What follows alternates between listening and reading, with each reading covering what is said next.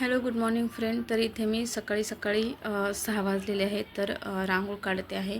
तर आज गुढीपाडवा आहे. तर गुढीची तयारी, गुढी बसवायची तयारी चालू आहे. आणि आता मी 5 वाजता उठलेली आहे. तर मी माझं आवरून घेतलं आणि आता बाकीची कामं करते. आणि आमचे साहेब पण उठलेले, त्यांनी पण त्यांचं आवरून घेतलं आणि ते आणि मी दोघं मिळून गुढी बसवत आहे. तर आज आहे गुढीपाडवा. तर तुम्हाला सर्वांना गुढीपाडव्याच्या हार्दिक हार्दिक शुभेच्छा.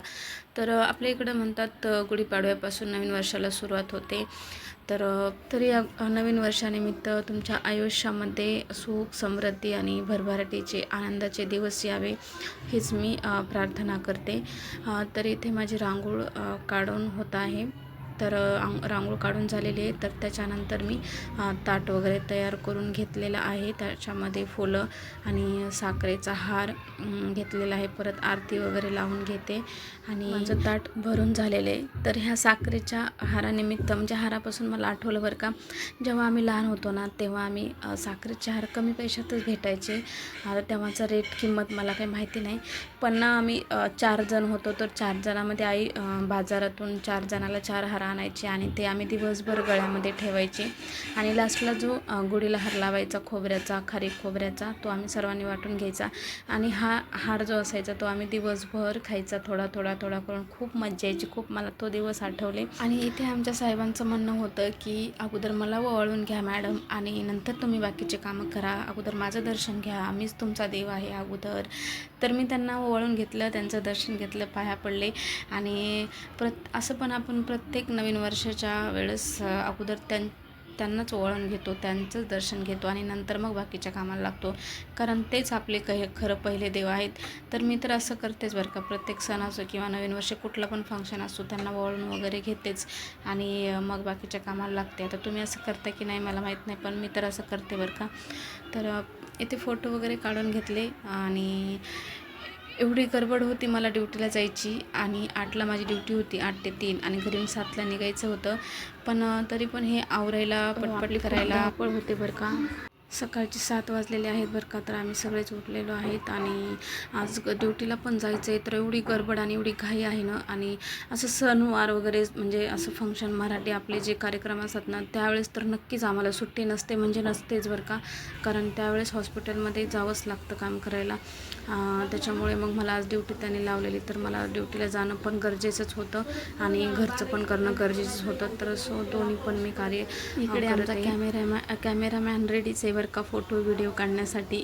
आम्ही इकडे गुढीची तयारी करत आहे. तोपर्यंत आमच्या आई इकडे गुढीला दाखवण्यासाठी सकाळी सकाळी म्हणतात की शेवयाचा भात, थोडी भजी पापड वगैरे काढतात. तर त्या तिकडं काढतच होत्या. आणि पोळीचा नैवेद्य थोड्या वेळानं करायचा होता, कारण आमच्या साहेबांना पण ड्युटीला जायचं होतं.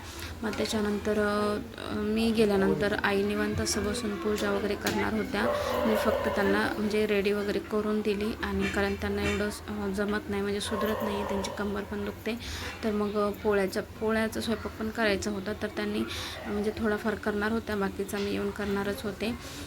तर मग आता शेवयाचा भात हे गुढीला नैवेद्य दाखवणार आहेत. आणि त्याच्यानंतर मग दुपारच्या नंतर पोळीचा नैवेद्य दाखवता येईल.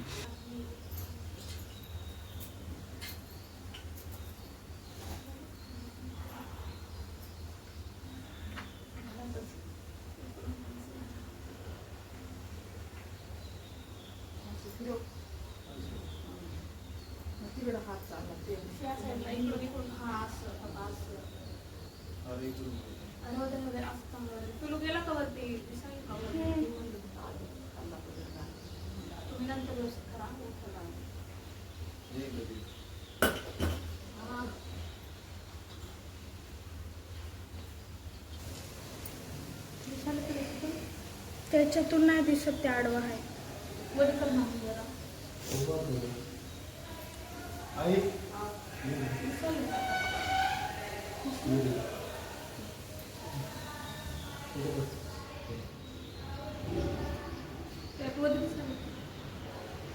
लाईटच गेली.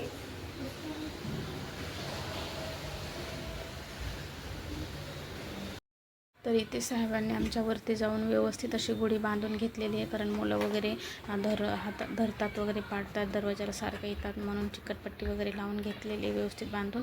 आणि आता मला ते सोडणार आहेत. आता वाजलेले आहेत 7:30. आता बस मला अर्ध्या तासामध्ये पोहोचायचं आहे. तर मी इथे ड्रेस वगैरे घालून आता डायरेक्ट मी युनिफॉर्मच घातलेला आहे, कारण इथून बसला का डायरेक्ट हॉस्पिटललाच मला उतरायचं आहे, म्हणून डायरेक्ट युनिफॉर्म घातलेला आहे आणि आता त्याच्यावरच जाते. तर चला, तुम्हाला हा माझा ब्लॉग एवढा धावपळीचा, घरचं ड्युटी सगळं करून कसं वाटते नक्की सांगा मला कमेंटमध्ये. Bye bye.